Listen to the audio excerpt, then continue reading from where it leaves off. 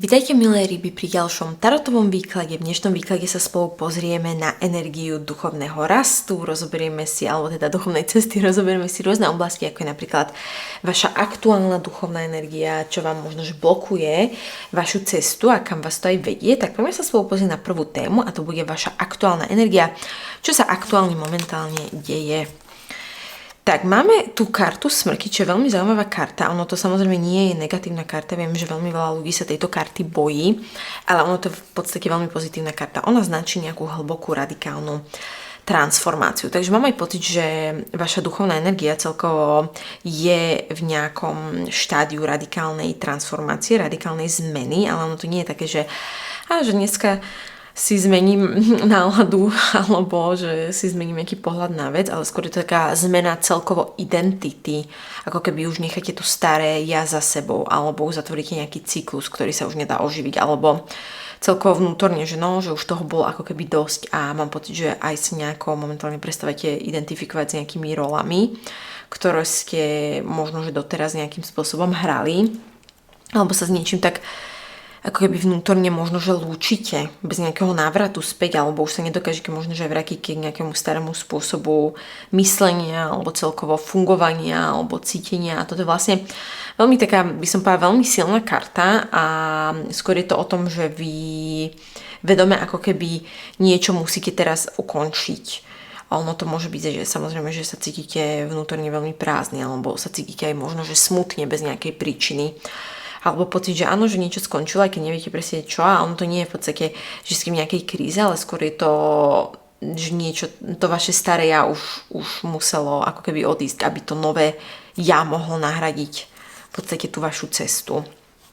Poďme sa spolu pozrieť na druhú kartu a druhá karta bude posolstvo pre vás. Aké je posolstvo pre vás? Tak.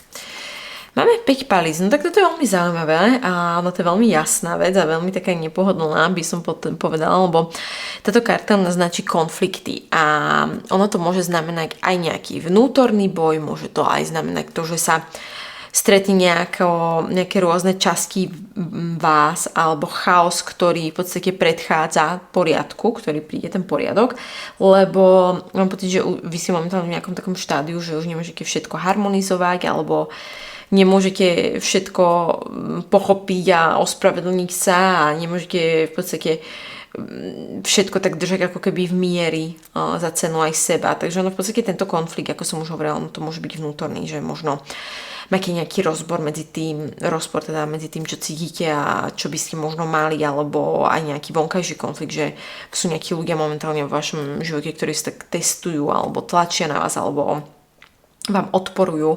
A ono v podstate táto karta, ona hovorí aj to, že nemali by ste utekať z tohto konfliktu a v podstate by ste si mali aj dovoliť nejaký nesúhlas a dovoliť si aj chaos ako súčasť nejakého rastu, že v podstate aj všetky tie konflikty a možno, že nejaké chaotické situácie sú tu preto, aby vás niečo naučili.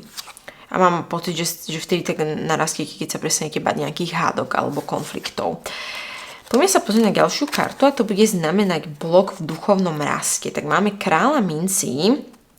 Toto je veľmi špecifický možno, že blok, lebo táto karta, kráľ mincí, on ako blok, neviem prečo sa mi teraz je kamera, no v podstate ako blok to môže znamenať to, že je tam nejaká potreba istoty, áno, až príliš, alebo možno, že máte nejaké pripútanie k stabilite, alebo to môže znamenať, že by ste mali, že máte ako keby strach pustiť možno, že kontrolu nad, by som povedala, aj materiálnym svetom, lebo v podstate to môže táto karta značiť to, že sa držíte niečo rozumného, ale to vás ako keby na tej ceste nejakým spôsobom dusí, alebo potlačete volanie vašej duše iba kvôli nejakému bezpečiu, aby ste mali, alebo celkovo mám pocit, že tento blok, ono to nie je vždy nejako slabý, ale skôr je to taký obranný mechanizmus. Ale v podstate mám pocit, že to vaša cesta, ona nemôže ísť cez nejaké pevné štruktúry, ale skôr cez to, že budete dôverovať, že budete ako keby plynúť. Takže mám pocit, že vy sa určite držíte momentálne takých vecí, ktoré sú nejako isté, aj keď môžete v podstate byť úplne slobodný, by som povedala. Tak poďme sa spolu pozrieť na ďalšiu kartu a to bude ako sa spojiť so svojou intuíciou. 3 poháre, no tak toto je veľmi zaujímavé, lebo táto karta ona znamená radosť, ona znamená zdieľanie, ona znamená emocionálne uvoľnenie niečoho a ono v podstate pre vás mám pocit, že tá intuícia môže byť blokovaná, nie tým ako keby, že ste vážni, ale skôr mám pocit, že ste možno že nejakým spôsobom preťažení. A ono v podstate, mám pocit, že s tou intuíciou sa môžete spojiť viac, keď sa uvoľníte, keď možno, že nejakým spôsobom sa zasmejete, alebo si dovolíte byť taký viac spontánny. Takže môže to byť aj, že budete mať nejaký rozhovor s nejakým blízkym človekom, alebo nejaké spoločné rituály, alebo niečo také. V podstate tanec, smiech, ľahkosť, stvorenie niečo. To je to, čo v podstate táto karta naznačuje. Takže mám pocit, že tá intuícia ona sa aktivuje, keď prestanete riešiť nejaké konflikty a začnete ako keby žiť naozaj viac so sebou. A kam vás táto cesta vedie? Poďme sa spolu pozrieť na poslednú kartu. Kam vás táto cesta vedie? Čo by ste mali vedieť? Máme 7 palíc, tak toto je v podstate to, že by ste si mali viacej stať za sebou, že by ste si mali obhajiť tú vašu pravdu a tak, ako ste vnútorne silní, pevní. A v podstate pre vás to znamená to, že aj keď ste možno že trocha obetaví, áno, vy ste podľa mňa veľmi obetavý človek, aj ako znamenie, tak vy sa stanete ako keby taký vedomý. Alebo sa prestanete aj ako keby ospravedlňovať za svoju citlivosť, alebo už sa nenecháte možno že zatlačiť späť do nejakých starých rolí. Mám pocit, že určite táto cesta na vás vedie k tomu, že budete mať nejaké zdravé hranice alebo nejakú duchovnú sebaobranu alebo aj schopnosť povedať možno, že nie bez nejakých výčitiek a ako keby budete pevne stáť a nebudete už len tak, ako keby by som povedala prežívať. Takže určite mám pocit, že vás čaká koniec starej identity, možno, že konflikt je to, čo vám pomôže práve rásť, ako je to také trocha zvláštne, ale mám pocit, že to tak bude a určite je tam strach pustiť istoty a intuícia k vám prehovorí viac cez ľahkosť, cez radosť a prichádza veľká sila hranice, budete si vedieť pevne stať za tou vlastnou pravdou. Takže už mám taký pocit, že sa ako keby nechcete možno že prispôsobovať iným ľuďom, ale skôr si tak chcete stáť v tej vlastnej pravde, by som to povedala. Tak aj keď to možno, že samozrejme znamená nejaký odpor.